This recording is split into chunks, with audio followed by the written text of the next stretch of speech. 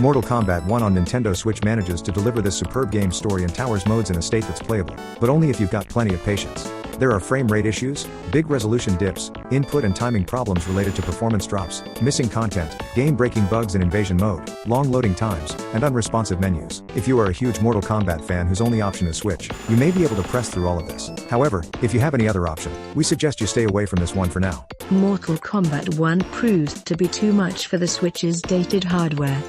The load times are egregious. There are numerous bugs plaguing both graphics and gameplay, making for a poor quality port of a great game that's all around aggravating to play.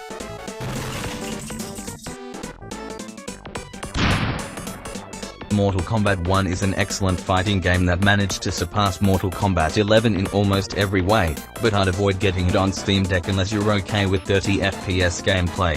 The game itself has smart improvements over the prior entry, and the story mode might be NetherRealm's best one yet, but the online feels dated right now. Having now played it on Steam Deck, Xbox Series X, and Nintendo Switch, I'd recommend getting it on Xbox Series X for sure, but avoiding it on Switch. The Steam Deck version is verified by Valve, but I don't think it is worthy of that badge right now. I'll be revisiting it after a few updates, but my recommendation for the game on Steam Deck has a big 30 FPS caveat right now.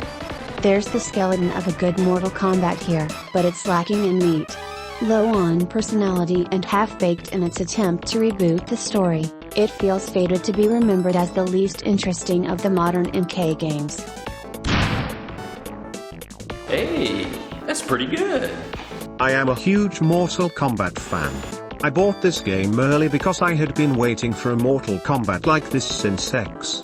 I paid for Shanks and bought the first combat pack. I played the story and I loved it. I have spent numerous hours in practice alone trying out different cameos and combatants.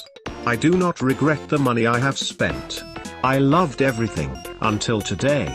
When the servers went offline and the addition of the Scorpion Deer skin, it made me realize that this game is WB's attempt at a live service fighting game. You cannot access any modes outside of traditional towers and story, unlock any costumes and cannot progress through any character's mastery unless you are connected to the internet. The Invasion's seasonal content is there to keep player attention and is designed to bait people into buying money on skins. To top it off, you cannot use paid-for DLC fighters in offline mode. I'm so glad I cannot use Shanks, the fighter I paid extra money for, because the servers are down. I cannot recommend this game until this is rectified. Horrible practice and scummy to the highest degree. Oh shit, I'm sorry. Spent 3 hours trying to learn Smoke. Still haven't learned Smoke. Horrible PC port with stuttering and 30 FPS lock 30 FPS cinematics, so if you do a fatality or finisher it goes from 60 FPS to 30 FPS in those segments. It's not smooth to be constantly jumping from 60 FPS to 30 FPS over and over mid-fight, it kills the experience. On top of that you have to deal with random stutters. No crossplay, so prepare to wait long queue times for a game that's only been out for less than a month. Lol, the game itself is alright, but considering the high base price, at least give us a decent PC port. I mean base price of $70 then DLC up to $40 that has only 6 new characters. What the actual F be greedy pigs with pricing, but at least polish the damn game and iron out the issues. Buy on console, unless they fix the PC version. Got him! Got him! I'm a smart Katakana and Ziondo. Give your meat a good old rub. That's it. Nice and hot. Hot, spicy meat. Yeah, boy. I don't know any combos. You suck! I wanna tickle Baraka's toes. Yeah, I see that. Your daddy gave you good advice. Yeah, it's fun. Yeah, it's better than MK11. Improved story mode. Good roster. Interesting combat, and a cool cameo system. It even looks great and runs well on my 3060. But something is off, don't you agree? Only 22 fighters in the base roster? A weird number, right? Well, there's a reason for that. Number 23 is Shanks, a pre-order bonus despite being a central character in the main game. $8 if you missed your chance. number 24 and 25 are MK1 fully implemented, fully completed, featured side characters in the story that you face more than once. They will be in Combat Pack 1, $40. We are fast approaching the logical conclusion of Warner Brothers BS, and I am not thrilled at how normalized this behavior is becoming. AAA games are officially $70. Fine, it can't be helped. But to ride the standardized price raise while being more aggressive with the nickel and dime tactics is just insulting. Well, I'm not a crook. I really like this game, but please give this port a patch. This performance is actually ridiculous. €95 game and already asking for more money on day one. I like how they buffed Melina's boobies. They are bigger than Sindul's now. 10 out of 10. Yeah, boy. I actually really love this game, but the PC port is atrocious. Can't recommend it until they release a patch that, fixes the issues the community has been complaining about. We'll update if this ever gets resolved. 30 FPS cap for all X-rays, fatalities, intros, menus, etc. So while the game allows 60 FPS for gameplay, the game is dropping to 30 FPS constantly throughout a match and back up to 60 FPS not because of hardware limits but because the game itself limits it. It makes the game feel clunky, cheap, inconsistent, and poorly optimized. It's 2023. This is unacceptable. Let's not and say we did.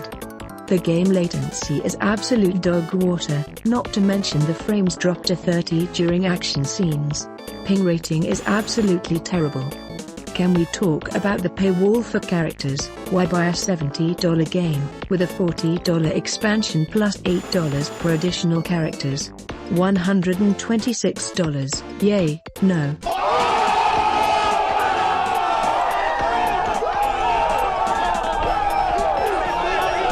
The game looks great, and the fighting itself feels good. If you like doing nothing but look at the characters and fight the CPU on easy in MK11, you'll love this one. But that's all there is good to say. Performance on PC is terrible. Everything that is not a fight is locked at 30 FPS with no option to remove the cap, and stuttering is a constant hindrance to both gameplay and cinematics. I'm running this game on a 5900X and 4070Ti, so the issue is not my hardware. The game is fun, but the performance problems and stuttering on this PC port can make it borderline unplayable at times. I've tweaked settings to no end, and still the issues persist. There is an unofficial patch that makes menus 60 FPS, but it can break certain textures, and AAA game studios should not have to rely on modders to fix their games after a bad launch anyway. Unless you like your fights littered with stuttering and sudden frame drops, stick with MK11 for now. Another issue is audio quality in cinematics, with some ambient noises sounding like they were recorded on a Motorola from the mid-2000s and are being streamed on 700 kbps Wi-Fi. Voices in the story can also sound terrible at times, Johnny Cage and Liu Kang in particular sometimes sounding like their voices were recorded in a MW2 lobby with a Turtle Beach headset. Way too much low-end and compression, TLDR, buy it on console. Oh, hell no!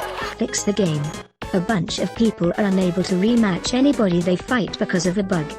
Do you know how users can fix this bug for themselves? Unlock Havoc and buy Shanks. Yes, that actually is what fixes the bug. I'm not joking. You need the full roster unlocked to fix it. How does this even happen? This probably won't be patched for about a month or so I'm stuck with a broken game I paid full price for. Crashes constantly. Sindel is fine as F. Yeah, boy. Test your optimization. 31 years later, Ed Boon finally brought JCVD and MK. Then someone shoved Megan Fox in there and people lost erection for the game. But the people are retarded. $50 combat pack, what a effing joke. Yeah, I'm gonna pay over half the price of the game for 5 characters. What's this shit? $20 in X? If this how this game is gonna be run, it should have been free with a $40 campaign. Do not buy. I honestly thinking about refunding and waiting for Tekken.